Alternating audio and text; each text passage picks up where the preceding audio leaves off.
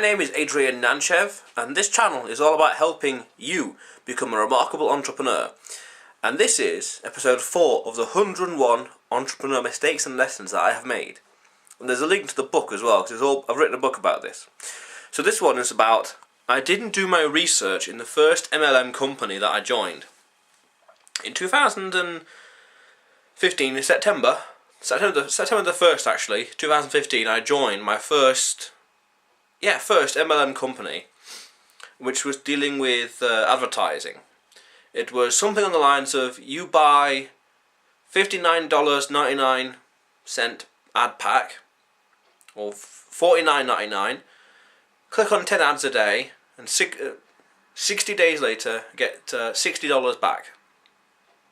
Roughly 10% margin, a little bit more, a little bit less, I'm not quite sure.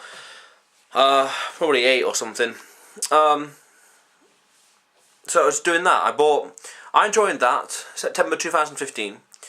I bought one, and then a few weeks later I went to one of the events in London, and I signed up and bought a few more from there. Now, after I joined it, I started to be thinking and started to be doubtful about how it all worked. I was thinking, where does the money come? Where does the money trail? How does it work? How does all this stuff work? Too many questions. There was more questions than there were answers, and there was no reassurance from the top. There was no empirical data. There's no balance sheet, no real explanation as to how all of it works. The product was really us as investors. We weren't technically investors, as they say. It was just the money that we were giving to the system to keeping it alive. In hindsight, it was a Ponzi scheme, unfortunately. Now, I went to multiple events, and one event, the main guy behind the whole thing had this picture, a Photoshop picture of a shark. I can't remember exactly, a Photoshop picture of a shark, and it did something funny. And he said that this picture's on the internet, and he said that you can't always believe what you see on the internet, in an attempt to disprove all the people that was hating against and being, no, I wouldn't say aggressive, but disproving and debunking and rebuttaling their marketing material and their message and how it all worked.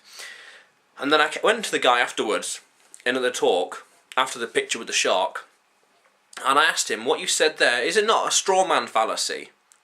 And I can't remember, he didn't reply, but he didn't quite answer my question, and he kind of just fumbled away. I think at that point it was really the ignition, the sparking moment, where it's like, I'm doubting all this.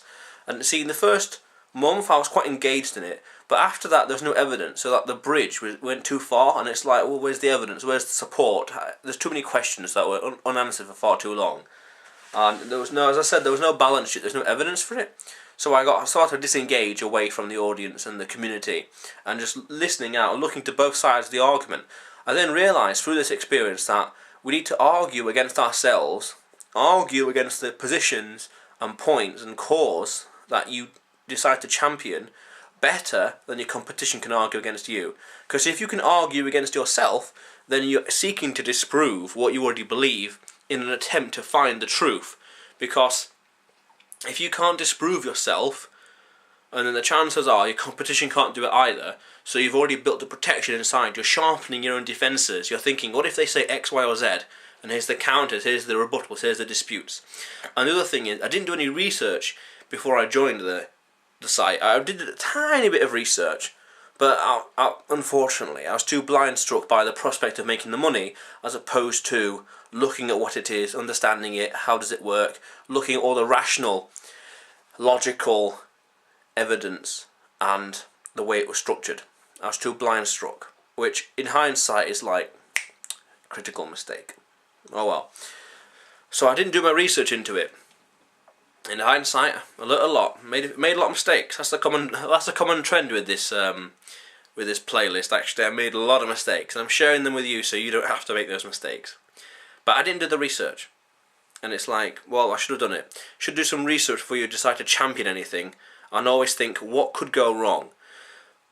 Anyone can make the money, but what could go wrong if it went down, if there was some trouble with it? Now, right now it's the 30th of April 2017, and on the 1st of April, well, in March 2016, they were supposed to be upgrading the system and doing something with the online infrastructure throughout March, but it never came. And then it eventually came on the 1st of April 2016, and they had some internet problems, website problems for about a month, and then after that it was all fine.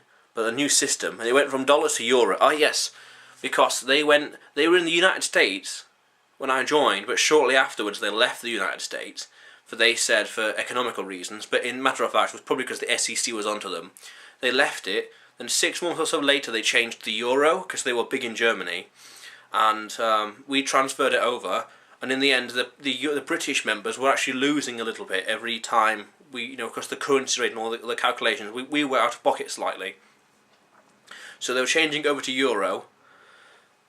And then it was all fine, but on a crapper system.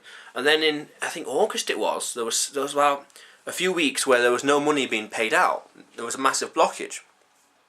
And the guy that I asked about the Strongman Shark picture, he did a video, and he said, "Look into my eyes, this is forever." And then about 2 or so weeks later, it was under a court case and under investigation. And now, and that was nearly 8 months ago, we don't quite know what the hell's going on with it still, because it's like, it's just disappeared. It's still online, you still go to the website, but I believe they're on a court case now, because their payment processor, who is this person, this company you never really heard of, not PayPal or someone big like that or reputable, someone not heard of, they were using them, and they suppose that the payment processor was cheating them, and out of millions of dollars, something like that, and they're trying to claim the money back. But people are realising that the ship has sunk, and now we're just waiting for the debris to float to the bottom, and then everyone is trying to everyone trying to get charged back, sort of stuff like that. So, interesting little story, interesting little series of events. Met a few people, learnt one of my key mistakes as well while I was there actually. On the 15th of March 2016, I was with one of the people who are promoting it. They're doing this coffee morning, and there was me, the person, and I think 2 or 3 other people. And the person said to me, "Adrian, you're not telling enough people about this." Describing it like a gold bar, like giving them gold, and it's like, well, big hyperbole there.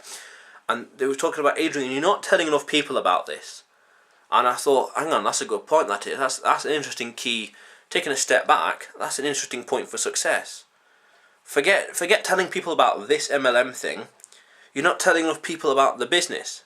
Because I was trying to grow my proper business at the time, because 2016 I was quite distracted by a few things, as I said earlier in the previous video.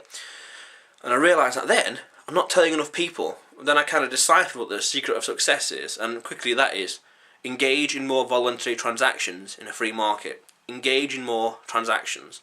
Give people more excuses to give you money and pay you money. Tell more people about you, and I realised I wasn't doing that. But the point was, I learned a lot of stuff while I was with that community, that group for a while. I'm still friends with the majority of them. I don't really speak to them at all. Not at all.